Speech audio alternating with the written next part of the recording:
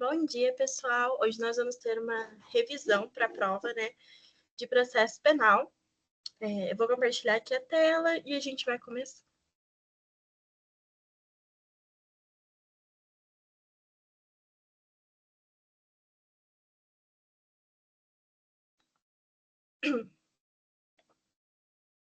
Então, vamos lá.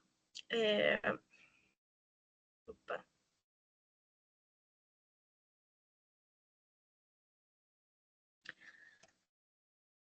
Vamos lá. A introdução do processo penal. Né? O que é o processo penal? Né? É um conjunto de normas que regula a atividade jurisdicional para aplicação do direito penal. Então, ela também organiza a persecução penal, né? É a aplicação do direito penal, basicamente. Qual que é a finalidade? Pacificação social e atribuir a responsabilidade penal para alguém, né? E também definir a materialidade do crime. Qual que é o sistema adotado? Né? Nós temos 3 sistemas. O sistema inquisitivo, que é aquele que não existe publicidade dos atos, não há distinção de quem investiga, acusa e julga, e também não há a possibilidade de afastar o julgador. Quase que uma ditadura, né?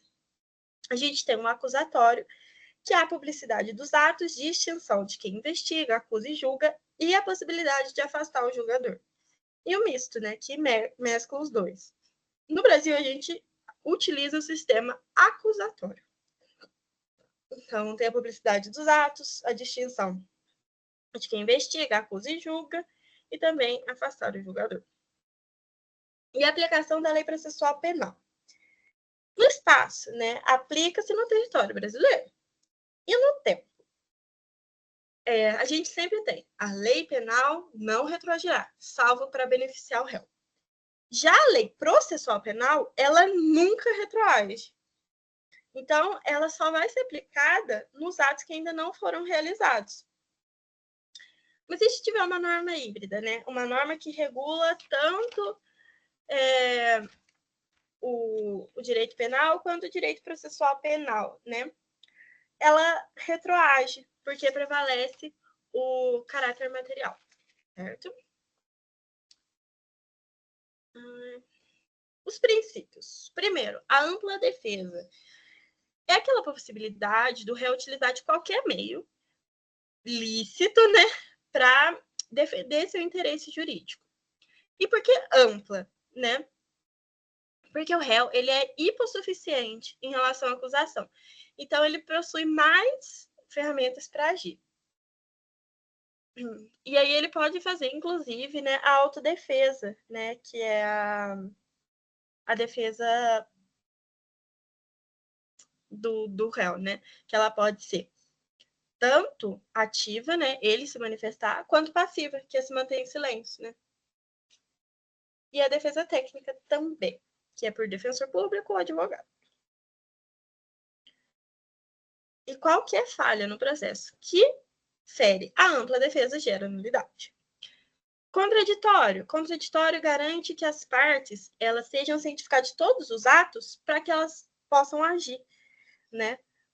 Então tem o contraditório real, né, que é a ciência do ato, que é quase simultânea à sua realização, né, que ambas as partes ficam sabendo, e o diferido, que uma das partes toma conhecimento depois da execução do ato, para garantir sua eficácia.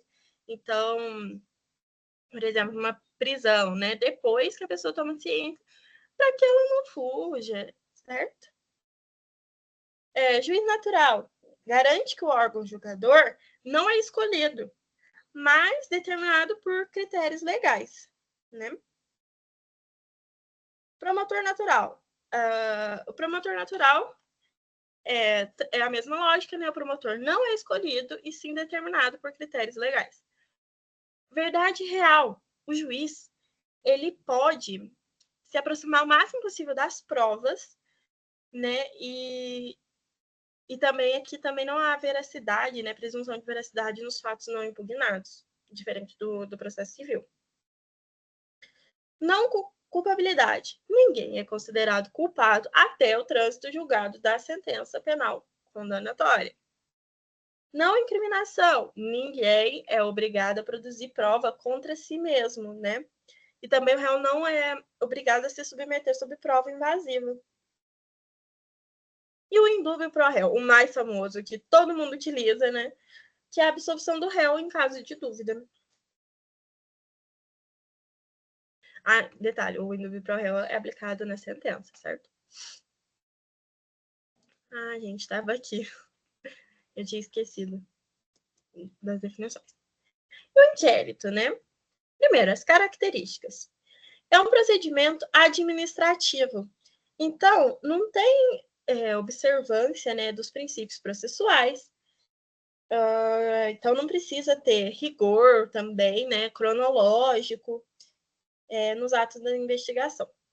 Ele é inquisitivo, né? Então, não tem o contraditório previsto no inquérito, nem a ampla defesa. Só, o advogado do acusado, ele pode sim fazer requerimentos, mas não é garantido. Ele é escrito, né? Então, todas as diligências são reduzidas a termos. Ele é sigiloso para a população e também ele é dispensável. Nesse o titular da ação penal, né, o promotor, ele já tem outros elementos, então não precisa do inquérito. Ele também é indisponível. O delegado ele não pode arquivar o inquérito de ofício. Oficiosidade, né? Se o crime for de ação penal pública incondicionada, o inquérito deve ser instaurado de ofício. E qual que é a finalidade, né? Fornecer os elementos para o titular da ação ajuizar. Encerramento do inquérito. Geralmente é quando a autoridade policial aponta os indícios de autoria e prova da materialidade. Só que se o Ministério Público não está satisfeito, ele pode requerer o retorno do inquérito, né, para as novas diligências. O arquivamento ocorre quando o inquérito não alcança justa causa ou quando não há crime, e também quando não é o autor. Então, o promotor pede o arquivamento e o juiz autoriza.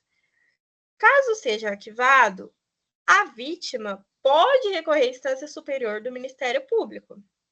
E caso o juiz não autorize o arquivamento, deve remeter o inquérito de novo à instância superior do Ministério Público e o Procurador-Geral da República pode ou oferecer a denúncia, designar outro membro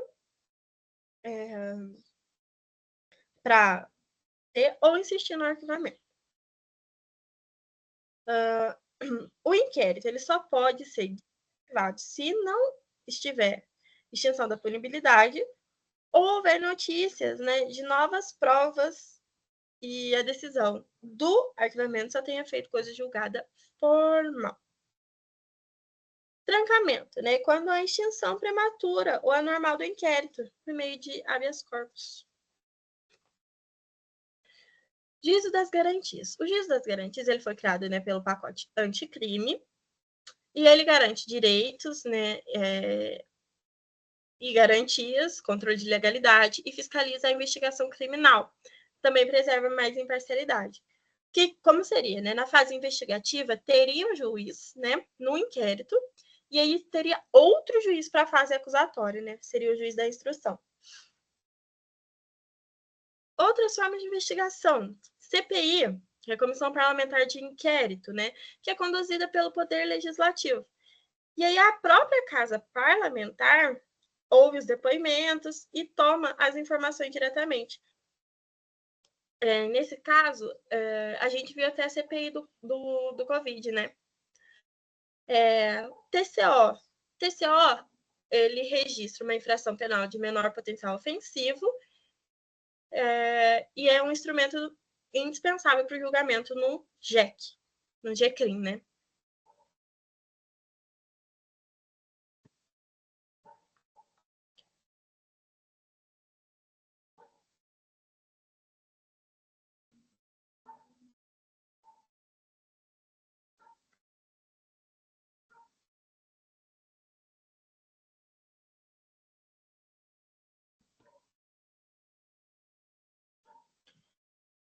Agora vamos estudar um pouquinho da ação penal. A gente tem duas, né? A ação penal condicionada, ação penal pública e ação penal privada. A ação penal pública, a gente tem a ação penal pública condicionada à representação, né? E a incondicionada. Qual que é a diferença, né? Isso daqui vai estar previsto no próprio tipo penal, né? Se ela é condicionada, se a vítima tem que ir na delegacia e representar, ou se ela é incondicionada, se não precisa de representação. Já a ação penal privada, a gente tem a propriamente dita, né, que é quando o ofendido, seus sucessores ou representantes legais entram com a ação. A personalíssima, que é somente ofendido, só tem um caso, né, que é o artigo 236 do Código Penal. E a subsidiária da pública, que ocorre quando o Ministério Público ele não oferece ação no prazo, né, não oferece a denúncia no prazo. Aí pode entrar com a ação penal subsidiária da pública. Ação penal pública, né, qual que é o prazo? A denúncia ela deve ser oferecida em 5 dias se o réu estiver preso e em 15 dias se o réu estiver solto. Retratação pode acontecer até o oferecimento da denúncia. Tinha até o caso, né, da violência doméstica, que ela pode ser até o recebimento da denúncia. Porém, agora teve uma alteração na lei, né? Então, ficou basicamente todos os crimes até o oferecimento da denúncia. Quais são os princípios? Obrigatoriedade. O Ministério Público ele tem que entrar com a ação. Indisponibilidade. Ele não pode abrir mão, né, da ação penal no meio. Ah, não quero mais, vou desistir. Não pode. E também intranscendência.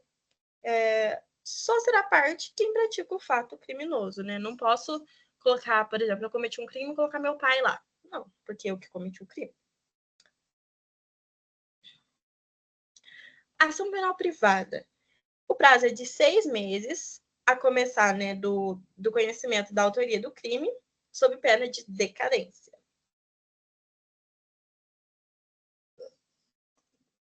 E na subsidiária da pública também é de 6 meses, né, a contar do prazo do término do prazo do promotor.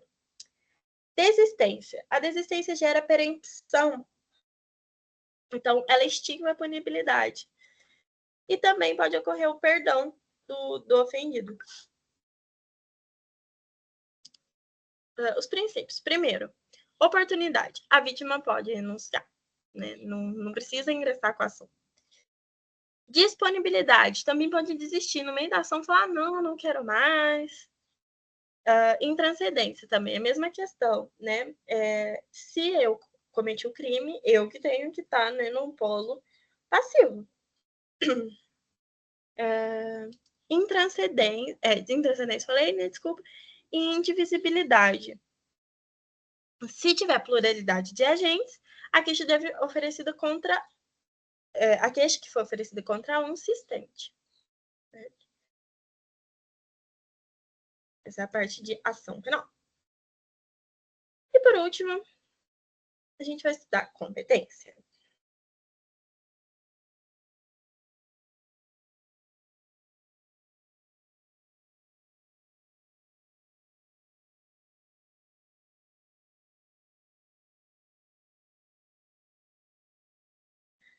São 3 critérios. Primeiro, quem comete o crime. Segundo, a matéria do crime. E terceiro, o local do crime.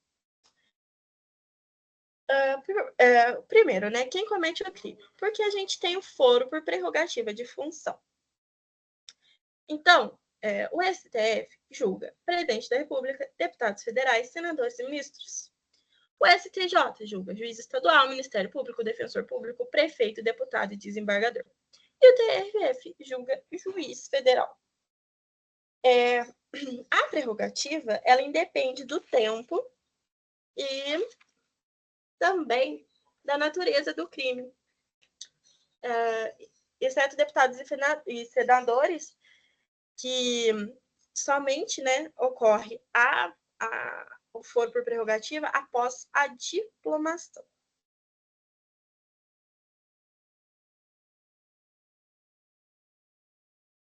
Segundo critério, A matéria do crime. Se for de natureza militar, quem vai julgar é a justiça militar, né? Quais são os critérios para a justiça militar julgar? O réu tem que ser militar e praticar o crime em situação de atividade. Qualquer crime. Quem entra, né, nesse limbo? Policial militar, Corpo de Bombeiros, Exército, Marinha e Aeronáutica. E a Justiça Militar também julga civil que comete crime contra a instituição militar. E se for um crime doloso contra a vida? Se for Polícia Militar e Bombeiros, é julgado pelo Tribunal do Júri. E as Forças Armadas, né? Exército, Marinha e Aeronáutica, é julgado pela Justiça Militar. Agora, a Justiça Eleitoral, né? São os crimes eleitorais. Se tiver um crime eleitoral conexo com outro, prevalece a competência militar. E se for de crime eleitoral conexo com crime doloso contra a vida, separe-se os crimes. O doloso contra a vida vai ser julgado no Tribunal do Júri e o eleitoral pela Justiça Eleitoral. Crimes de competência da Justiça Federal são crimes em detrimento de bens, serviços ou interesses da União, autarquias, empresa ou fundação pública. A Justiça Federal não julga contravenção penal, é só crimes. Também julga casos de empregados com situação análoga à escravidão. Crime doloso contra a vida são julgados no Tribunal do Júri da Justiça Federal. E aí o que sobra? A Justiça Estadual residual. Terceiro critério. O local. A regra é o local da consumação. Só que tem uma exceção. Nesse crime doloso contra a vida vai ser no lugar da ação ou omissão. Então, se aqui na minha cidade, tendo eu, deferi facadas em uma pessoa, e aí ela foi transferida para o hospital de São Paulo. E lá ela faleceu em decorrência, né, das facadas. O crime vai ser julgado, entendo, porque foi o local da ação ou omissão. Só crime doloso contra a vida. Crimes conexos consumados em diferentes locais. O local, né, que tiver a maior pena. Se eu pratiquei um crime conexo aqui na minha cidade, eu pratiquei um crime conexo na cidade vizinha, vamos ver qual tem a maior pena.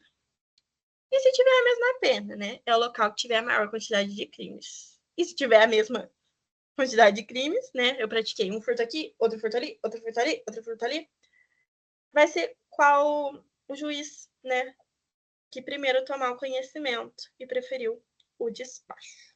Não é o juiz prevendo.